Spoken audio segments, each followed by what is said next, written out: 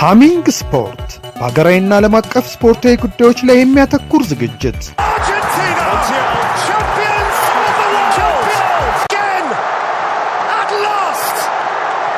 በሃሚንግ ስፖርት የስፖርት ዜናዎች፣ በተመረጡ ርዕሶች ላይ ውይይት፣ የእንግዳ ዝግጅት፣ የስፖርተኞች ግለ ታሪክና የሴቶችን እግር ኳስ በልዩ ሁኔታ ይዳስሳል።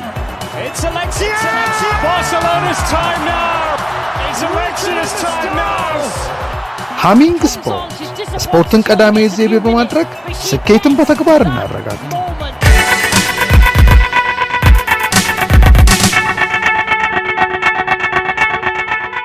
የያዝነው ሳምንት በአውሮፓ ቻምፒየንስ ሊግ የሩብ ፍጻሜ ጨዋታዎች የተደረጉበት ነው። አርሰናል ሪያል ማድሪድን ባልተጠበቀ ሁኔታ 3-0 ያሸነፈበት፣ ባርሴሎና ዶርትሙንድን 4-0 በማሸነፍ ግማሽ ፍጻሜ ለመግባት ጫፍ የደረሰበት፣ የወቅቱ አስደናቂ ክለብ ፒኤስጂ አስቶን ቪላን ከ1-0 መመራት ተነስቶ 3-1 በማሸነፍ አሁንም ጠንካራ ስብስብ እንዳለ ያሳየበትና የ2009-2010 የቻምፒየንስ ሊግ ፍጻሜ ሙኒክን አሸንፎ ዋንጫ ያነሳው ኢንተር ሙኒክ ሜዳው ድረስ በመሄድ በአሊያንዝ አሬና 2-1 ያሸነፈበት ጨዋታ ግማሽ ፍጻሜ ማን ሊገባ እንደሚችል ያመለከቱ ጨዋታዎች ነበሩ። በእነዚህ ጨዋታዎች ያየናቸው ጠንካራ ተጫዋቾችም አሉ። ከፒኤስጂ ብንነሳ የአማካይ ተሰላፊዎቹ ፖርቹጋላዊው ጃኦ ኔቬዝ እና ሺቲሃ እንዲሁም ስፔናዊ ፋቢያን ሩዝ በቻምፒየንስ ሊጉ ድንቅ ብቃት እያሳዩ ይገኛሉ። ፓሪሰን ዠርሜን በሁሉም ውድድሮች አስደናቂ ውድድር ዘመን እያሳለፈ ይገኛል። የፍሬንች ሊጋን በ22 ነጥቦች ርቀት እየመራ 6 ጨዋታዎች ገና እየቀሩት ከወዲሁ ቻምፒዮን መሆኑን አረጋግጧል። ለኩፕ ደ ፍራንስም ፍጻሜ ደርሷል። በቻምፒየንስ ሊግም ሩብ ፍጻሜውን የማለፍ እድሉ ሰፊ ነው። በሳምንቱ አጋማሽ ላይ አስቶን ቪላን 3-1 ያሸነፈበትን የሩብ ፍጻሜ ድሉን ስንመለከት በአውሮፓ ልክ እንደ ባርሴሎና ሁሉ የሶስትዮሽ ድልንም የሚያልም አንዱ ክለብ እንደሆነ እናያለን። ለፓሪሲያኑ አስደናቂ ጉዞ የአማካይ ክፍሉ ጥንካሬ በቀዳሚነት ሊነሳ የሚገባው ነው። የሺቲኒሃ ዣኦ ኔቬስ እና ፋቢያን ሩዝ ለሉዊስ ኤንሪኬ የአማካይ ክፍል የማዕዘን ድንጋይ ናቸው ማለት ይቻላል።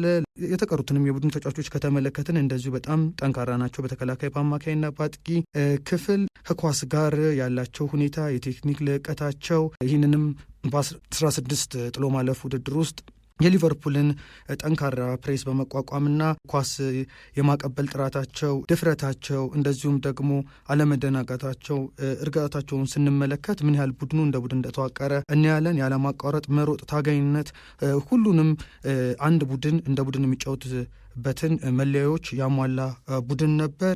የኔቬስ ቪቲኒሃ ሩዝ ውህደት የሶቦዝ ላይ ማካሊስተርና ራቨንበርክን ውህደት እንደበለጠው ተመልክተናል። ኔቬስና ሽቲኒያ ከኳስ ጋር እጅግ ምቾት የሚሰማቸው ቢሆንም ከኳስ ውጭ ፕሬስ ሲያደርጉ የተለዩ ናቸው። ሁለቱ ፖርቹጋሊያን አማካዮች መፈረማቸው ፒኤስጂ ምን ያህል ውጤት እንዳመጣ ተመልክተናል። የፒኤስጂ ተጫዋቾች ገና ወጣት መሆናቸውም በቀጣይ ጊዜ ቡድኑ የበለጠ እየተጠናከረ እንዲሄድ ያደርገዋል።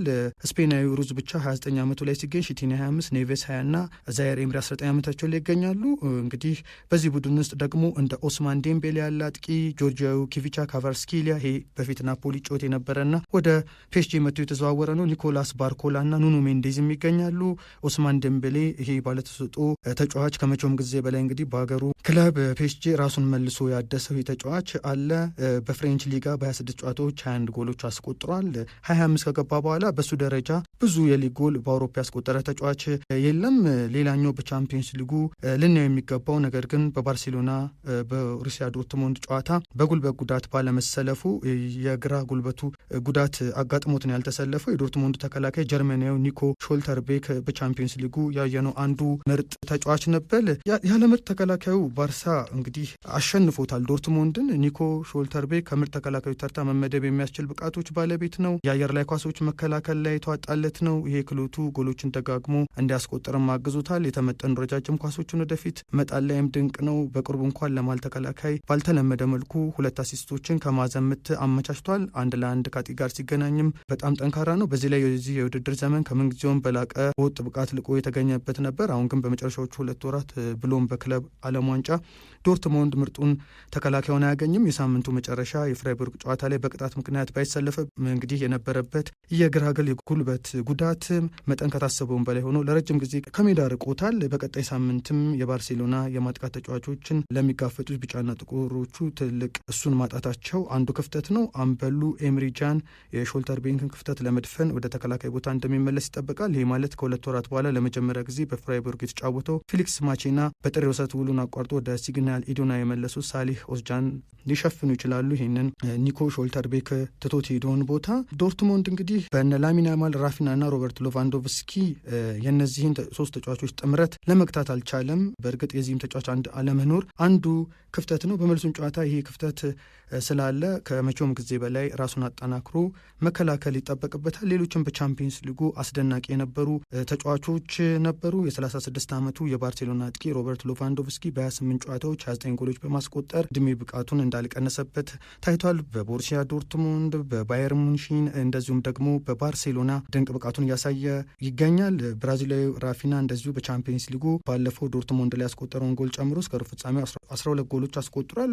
በዚህ ሳምንት እንግዲህ ሌላው አስደናቂ ነገር አርሰናል ሪያል ማድሪድ 3-0 ያሸነፈበት ጨዋታ ነው። በተጫዋችነት ዘመኑ እንግዲህ ዲክላን ራይስ ለመጀመሪያ ጊዜ በቅጣት ምት ጎል አስቆጥሯል። የቡካዮ ሳካ መመለስም አርሰናልን እንዴት እንደጠቀመው ያየንበትም ሳምንት ነውና ከሞላ ጎደል እነዚህን ነገሮች ከተጫዋቾች በኩል የተመለከትንበት ነው። በቀጣይ ጊዜ ደግሞ እንደዚሁ በሚቀጥለው ሳምንት የአውሮፓ ቻምፒየንስ ሊግ የሩብ ፍጻሜ የመልስ ጨዋታዎች ይከናወናሉና እንደዚሁ የሌሎች ተጫዋቾችንም የምናነሳ ነው የሚሆነው። ሃሚንግ ስፖርት በሀገራዊና ዓለም አቀፍ ስፖርታዊ ጉዳዮች ላይ የሚያተኩር ዝግጅት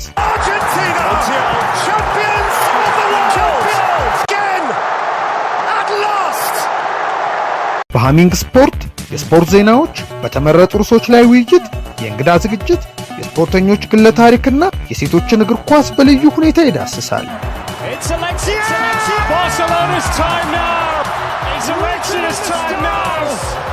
ሃሚንግ ስፖርት ስፖርትን ቀዳሚ ዘይቤ በማድረግ ስኬትን በተግባር እናረጋግጥ።